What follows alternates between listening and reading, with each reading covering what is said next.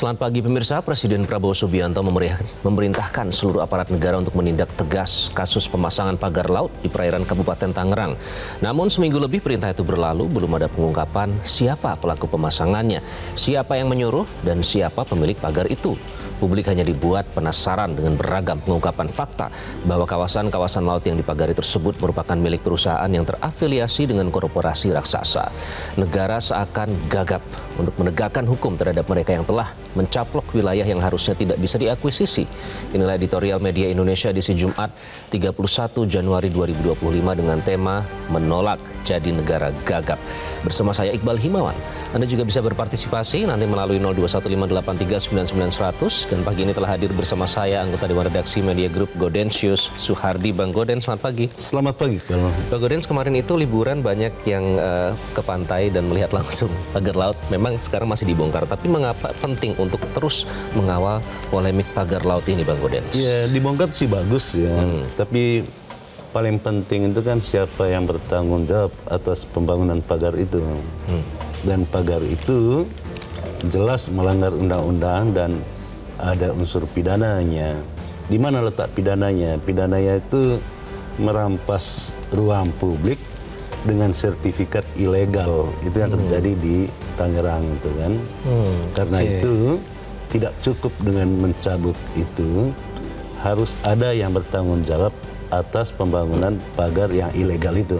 Oke, dan tentu juga harus diumumkan ke publik untuk menunjukkan bahwa serius dalam penanganan ini, begitu ya, Bang Gaudens? Ya, bukan hanya diumumkan, mencari orangnya dulu kan, mencari orangnya, baru diproses secara hukum. Nah, proses hukum ini yang dinanti-nantikan oleh publik. Itu proses hukum itu menunjukkan bahwa negara tidak pernah kalah dengan tindakan orang per orang yang melanggar hukum gitu. Oke, nah itulah yang kita coba untuk terus dorong terkait dengan penegakan hukum dalam pemagaran laut ini, dan yang juga sekaligus menjadi topik utama dalam editorial Media Indonesia kali ini, pemirsa, menolak jadi negara gagap. Selamat menyaksikan.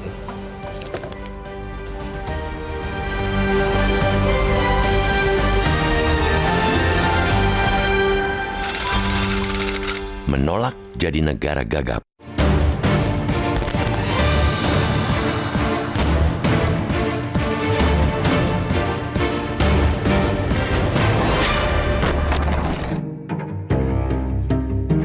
Perintah Presiden Prabowo Subianto kepada seluruh aparat negara untuk menindak tegas kasus pemasangan pagar laut belum sepenuhnya dilaksanakan. Seminggu lebih perintah itu berlalu, lebih dari separuh pagar laut sepanjang 30,16 km telah dibongkar. Belum ada pengungkapan siapa pelaku pemasangannya, siapa yang menyuruh, dan siapa pemilik pagar itu. Publik hanya dibuat penasaran dengan beragam pengungkapan fakta bahwa kawasan-kawasan laut yang dipagari tersebut merupakan milik perusahaan yang terafiliasi dengan korporasi raksasa. Namun, hingga saat ini yang terbuka ke publik belum ada upaya aparat untuk meminta pertanggungjawaban siapapun. Negara seakan gagap untuk menegakkan hukum terhadap mereka yang telah mencaplok wilayah yang harusnya tidak bisa diakuisisi. Publik tentu menantikan aparat menindak jika ada indikasi pelanggaran pidana dalam kasus pagar laut di perairan Kabupaten Tangerang tersebut. Semua harus dibuka secara terang benderang kepada publik. Upaya Menteri Agraria dan Tata Ruang Badan Pertanahan Nasional atau ATR BPN, Nusron Wahid, yang membuka tabir pemilik lahan yang dipasangi pagar laut tentu patut diapresiasi. Nusron juga sudah membatalkan 50 sertifikat hak guna bangunan atau SHGB di area tersebut, meskipun jumlahnya masih sedikit jika dibandingkan dengan total 213 sertifikat yang belum dicabut. Pembongkaran pagar laut di perairan pantai utara Kabupaten Tangerang, Banten saat ini telah dilakukan tim gabungan dari TNI AL, Polri, Kementerian Kelautan dan Perikanan atau KKP, dan nelayan yang dilaksanakan di perairan Tanjung Pasir, Kecamatan Teluk Naga, Mauk, dan Kronjo. Publik tentu berharap sebelum pembongkaran ini tuntas, pengungkapan pelaku pemagaran itu juga mesti diumumkan. Jangan sampai ketika pagar selesai dibongkar, kasus ini juga dianggap beres alih-alih melakukan penegakan hukum. Apalagi sejumlah pihak telah melaporkan kegiatan ilegal itu ke penegak hukum. Masyarakat Anti Korupsi Indonesia misalnya telah membuat laporan dugaan penyalahgunaan wewenang oleh oknum kepala desa dan pejabat daerah dalam perizinan lahan pagar laut di Tangerang ke Kejaksaan Agung atau Kejagung. Maki menduga telah terjadi korupsi dalam proses penerbitan SHGB maupun surat hak milik atau SHM dalam sejumlah bidang tanah di lokasi berdirinya pagar laut Tangerang itu. Begitu juga dengan Perhimpunan Bantuan Hukum dan HAM Indonesia atau PBHI dan Perwakilan Masyarakat Nelayan Pesisir Tangerang telah melaporkan kasus pemasangan pagar laut ke polisi. 2 minggu berjalan, usai laporan dilakukan, belum ada pengungkapan siapa pelakunya.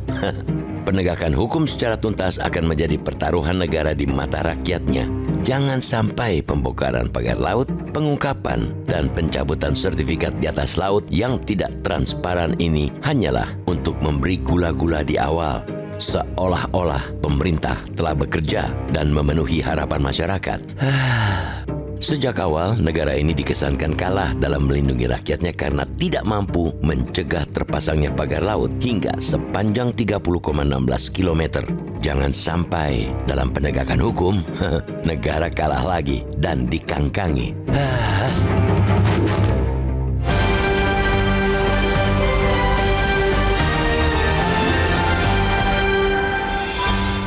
Dan itulah topik kita pada pagi hari ini, pemirsa. Menolak jadi negara gagap terkait dengan pengusutan polemik pagar laut yang sampai saat ini masih terus diinvestigasi, tapi belum dirilis siapa-siapa nama pemasang, kemudian pelaku, dan siapa dalang di baliknya. Menteri ATR BPN selain langsung turun ke lapangan ya Bang Godens, ketemu dengan Kades dan juga mengkonfirmasi langsung di lapangan, juga sudah menjatuhkan sanksi kepada 8 orang, 6 dipecat, 2 sanksi berat. Itu cukup atau masih ada yang harus dilakukan lagi? Ya tentu saja tidak cukup ya. Kita memberikan apresiasi kepada Menteri Pertanahan ya. Tapi yang paling penting itu dalam kasus pagar laut di Tangerang itu seperti bergelap-gelap di dalam terang. Kenapa disebut bergelap-gelap dalam terang? Karena terang benderang kasusnya, terang benderang siapa yang ada di balik itu, tetapi hukum belum mampu menjangkau mereka. Setidaknya sampai saat ini, hukum itu sepertinya lunglai berhadapan dengan orang-orang yang di editorial dikatakan terafiliasi dengan perusahaan raksasa gitu. Nah ini yang tidak boleh, karena itu editorial mengatakan negara tidak boleh gagap gitu. Harus bertindak, siapa yang salah harus dituntut. Jelas, undang-undangnya sangat jelas. Undang-undang 6 2023 tentang Cipta Kerja itu kan pasal 75 itu kan berbicara tentang pembangunan tanpa izin di wilayah pesisir atau laut itu di penjara, ancaman penjaranya itu 3 tahun, dendanya 500 juta. Nah, penjara itu kan pidana ya. Pidananya sampai sekarang itu tidak diusut gitu. Yang dilakukan sekarang itu baru tindakan administratif sebatas memecat atau memberikan sanksi pegawai-pegawai kecil di Tangerang sana. Jadi justru hukum itu terlihat lunglai, belum sampai yang ke berada di balik itu mastermind-nya, kemudian siapa yang mensponsori begitu, Bang Godens? Ya betul sekali. Tadi kan saya katakan ini kok persoalan kan terang benderang ya, tetapi di dalam pengusutannya itu bergelap-gelap gitu. Padahal perintah Presiden itu sangat tegas kok. Ambil tindakan, itu perintahnya. Nah, tindakan itu yang tidak dilakukan oleh anak buahnya Bapak Presiden. Gitu. Itulah mengapa kita kawal, karena juga tentu yang harus didorong adalah menindak tegas indikasi pelanggaran pidana yang ada. Bukan sebatas, kalau ada, bukan sebatas administratif. Nanti kita akan bahas lebih lanjut, kami juga Anda untuk berpartisipasi, namun kami harus jeda terlebih dahulu. Tetaplah bersama kami.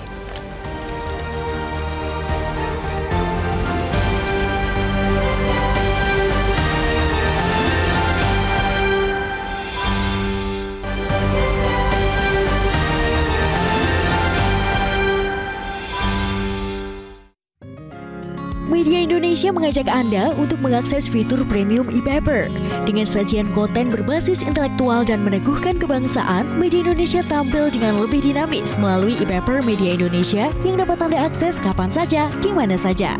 Caranya mudah, download aplikasi Media Indonesia di Android atau ketik link ePaper.mediaindonesia.com atau bisa scan QR Code pada layar kaca Anda. Klik tab ePaper di bagian samping layar tablet Anda, daftarkan data diri, serta pilih paket perlangganan ePaper Media Indonesia sesuai dengan kebutuhan Anda. Nikmati juga bonus spesial tambahan 4 halaman rubrik fokus setiap hari. Semua bisa Anda dapatkan hanya di ePaper Media Indonesia. Untuk informasi lebih lanjut, hubungi customer service di nomor 0811 1201 2018 atau kunjungi media sosial @mediaindonesia. Media Indonesia, referensi bangsa. Anda kembali di editorial Media Indonesia. Pemirsa, menolak jadi negara gagap terkait dengan pengusutan pagar laut sejauh ini sudah beberapa minggu, namun belum juga diumumkan siapa yang berada di baliknya, termasuk belum ditemukan. Ini berdasarkan pernyataan ada indikasi pelanggaran pidana. Kita akan ajak Anda untuk berpartisipasi, memberikan opini melalui sambungan telepon yang pertama. Kita sapa ada Bapak Yusuf dari Jakarta Timur. Pak Yusuf, selamat pagi. Selamat pagi, Metro TV. Pak Yusuf, Anda sejauh ini apakah optimistis dengan pengusutan pagar laut? Saya optimis karena presidennya Pak Prabowo. Yang pertama mungkin saya kira gini, kalau dari sisi hukum tidak ada perdebatan, itu pelanggaran hukum. Ini yang menjadi pertanyaan sekarang, kenapa tidak ada tindak lanjut? Kan ada 3 sebenarnya ya untuk tindak lanjut secara hukumnya ya. Ada KPK, ada polisi, ada jaksa. Nah, saya kira ini juga menjadi perhatian Bapak Presiden barangkali. Perlu memanggil 3. Ini di bawah eksekutif. Ini bisa langsung manggil, perintahkan, tegur, kita bersama. Yang kedua, saya khawatir ini sebenarnya sudah kemasukan angin. Seperti Kementerian KKP itu jelas itu. Dia nanti diketok, ditarik kupingnya baru jalan. Nah, kemudian untuk Kementerian ATR, saya khawatir juga masuk angin ini. Karena pengumuman pertama 200 lebih hak yang melekat dalam laut itu. Kenapa yang dicabut hanya 50? Itu kan menjadi pertanyaan besar. Mestinya cabut semua. Nah, saya kira ini juga menjadi catatan buat yang mulia Bapak Presiden Prabowo. Saya kira di dalam evaluasi nanti 1 tahun setelah berjalannya kabinet ini ada 2 menteri saya kira yang perlu dievaluasi ya. Menteri ATR ini saya kira harus dievaluasi, kemudian Menteri KKP juga harus dievaluasi. Yang ketiga, kalau misalnya polisi, jaksa dan KPK tidak jalan, saya kira ini juga menjadi bahan evaluasi buat beliau. Karena ini yang kita harapkan. Sekali lagi, saya masih optimis karena Pak Prabowo ini jelas, ini tidak main-main dan tidak letoy, tidak pelanggar pointer, dan beliau ini cerdas, berani, disegani, ganteng, titik. Terima kasih, Metro TV. Baik, terima kasih Pak Yusuf dari Jakarta Timur. Optimis tapi ada keraguan, katanya kementerian bisa saja masuk angin. Artinya komitmen-komitmen seperti ini yang harus dibuktikan oleh negara bahwa tidak gagap dan berani, Bang Godens. Ya, jelas sekali ya. Kasus pagar laut itu kan sudah muncul mulai tanggal 7 Januari ya. Sekarang udah masuk Februari, udah hampir 1 bulan ini. Tidak tahu kita siapa pemilik pagar laut itu, siapa yang membangunnya, semua tidak tahu. Yang kita tahu bahwa ada pagar lautnya, tiba-tiba muncul gitu, dan sudah dibongkar sebagian.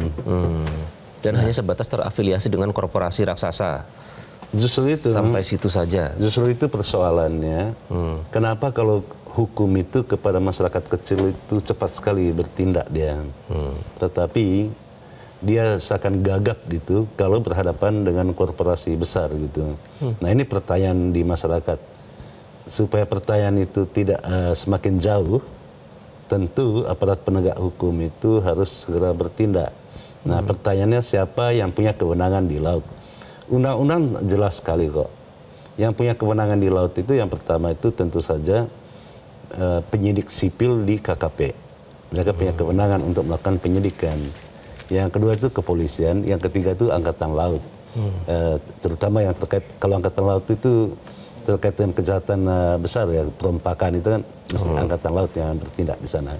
Nah, Pagar laut itu jaraknya mungkin sekitar nggak sampai 100 kilo lah dari kantor Kementerian KKP. Dari kantor polisi juga dekat gitu kan. Dari Kejaksaan Agung juga dekat gitu. Tapi kenapa sih susah banget gitu untuk menindak ini? Kita percaya bahwa proses sedang berjalan. Nah, kalau benar proses sedang berjalan, mestinya diumumkan secara terbuka supaya masyarakat tahu bahwa pemerintah sedang bekerja, negara tidak kalah gitu. Itu penting sekali. Ini kan faktanya mulai terkuak terang benderang ya, Bang Gaudens. Dari awal sebenarnya, tadi kalau Bang Gaudens menyatakan bergelap-gelap di dalam terang, barang buktinya itu ada, jelas publik bisa melihat. Oleh karena itu yang mendasari keheranan masyarakat sehingga melalui beberapa lembaga ya, antara lain Masyarakat Anti Korupsi Indonesia melaporkan ke Kejaksaan Agung. Kemudian juga ada Perhimpunan Bantuan Hukum dan HAM Indonesia dan Perwakilan Masyarakat Nelayan Pesisir Tangerang melaporkan kepada polisi. Harapan dari Pak Yusuf tadi, lembaga-lembaga ini harus menunjukkan juga berkontribusi dalam menunjukkan keseriusan dalam mengusut pelanggaran hukum. Ya, mudah-mudahan kita berharap kepolisian, kejaksaan itu segera turun tangan, jangan berlama-lama. Kalau berlama-lama itu membiarkan masyarakat berimajinasi sendiri gitu. Nah, imajinasi itu yang paling berbahaya. Nanti dianggap bahwa negara ini kalah gitu, kalah dengan korporasi. Itu yang tidak boleh. Oke. Jadi memang harus menjawab keinginan dan desakan dari masyarakat juga, harus menunjukkan bahwa negara tidak gagap dengan cara ya ditunjukkan, diumumkan begitu, Bang Gaudens. Ya, betul sekali. Karena kasusnya kan jelas ya. Ada pagar di laut. Kalau kita ingat putusan Mahkamah Konstitusi tahun 2010 itu tegas kok. Tidak boleh privatisasi di laut. Itu jelas itu. Atau dengan kata lain, laut itu menjadi ruang publik. Ruang publik laut itu yang direbut dengan sertifikat ilegal. Itu aja intinya. Nah, karena itu masuklah ketentuan pasal 75 di dalam Undang-Undang Pesisir itu. Yang terakhir itu direvisi dengan Undang-Undang 6 2023. Ya. Nah, di pasal 275 itu kan tegas sekali. Kalau melanggar, melakukan bangunan tanpa izin gitu kan, di laut atau di wilayah pesisir, ya ancaman penjara ya 3 tahun kok. Ya tinggal dikenakanlah pasal-pasal itu. Masih banyak pasal-pasal lain yang mendukung itu. Yang tidak nampak sekarang itu kemauan kuat dari pemerintah, aparat penegak hukum untuk mengusut itu. Sehingga muncul anggapan dari masyarakat, ada apa gitu kan. Itu kan anggapan masyarakat sekarang nih. Oke, betul. Karena di awal saja sudah kok bisa tidak bisa mencegah sekian tahun lamanya sampai terbangun 30,16 km, dan selanjutnya juga yang harus dibuktikan adalah jangan sampai nanti juga kalah lagi dengan tadi yang korporasi besar dan aktor serta dalang di balik pemasangan pagar laut ini. Nanti kita bahas lebih lanjut, Bang Gaudens, namun kami harus jeda terlebih dahulu. Tetaplah bersama kami di Editorial Media Indonesia.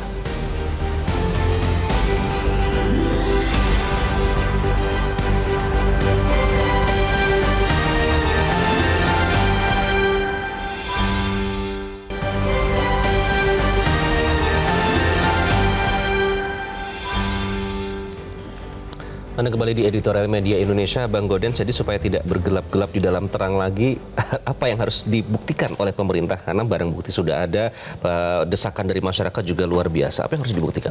Ya, sebetulnya sih pemerintah dalam hal ini aparat penegak hukum itu tahu gitu loh apa yang harus dilakukan. Hanya persoalannya itu punya nyali nggak? Itu aja soalnya. Nah, dalam kaitan nyali itu, mestinya aparat penegak hukum itu kan mewakili negara gitu. Ya. Nah, negara itu yang tidak boleh kalah. Jelas sekali Undang-Undang Dasar mengatakan bahwa Indonesia berdasarkan negara hukum gitu.